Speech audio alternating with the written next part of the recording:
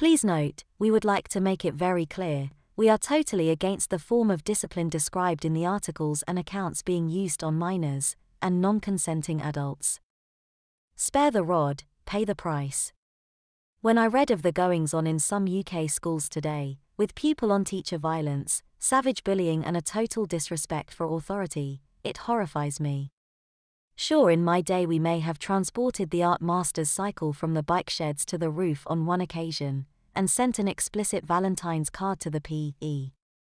master's house. He was distinctly unhappy about that, but not as unhappy as his wife who happened to open it, but these were just relatively harmless pranks compared to the stuff we hear about today. And remember, those were the days when limited corporal punishment was acceptable in schools, and the cane was a useful and effective deterrent administered in our case, by the deputy head. The liberal-minded will advocate that corporal punishment was a bad thing and that violence only begets violence. But having been schooled during the 50s and early part of the 60s, and seen the results, I say nonsense.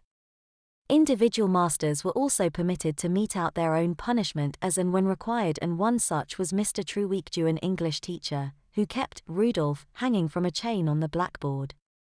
Dewey was a bear-like man, who paced the school corridors menacingly, with his military-style mustache, and tweed jacket that looked as if the coat hanger had been left in. He was a formidable figure.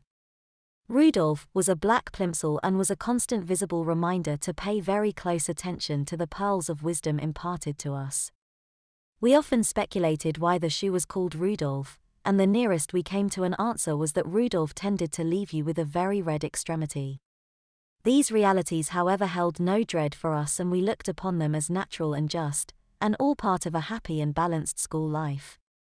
As for the teachers themselves, much of it was implied rather than applied, sometimes with tongue-in-cheek and often with humor. We knew just how far to take things, and if we exceeded the limits, we accepted the consequences, and all with the full approval of our parents. That being said, I have to reluctantly go along with the PC Brigade, who dictate that children today should never be physically punished either in school or by their parents.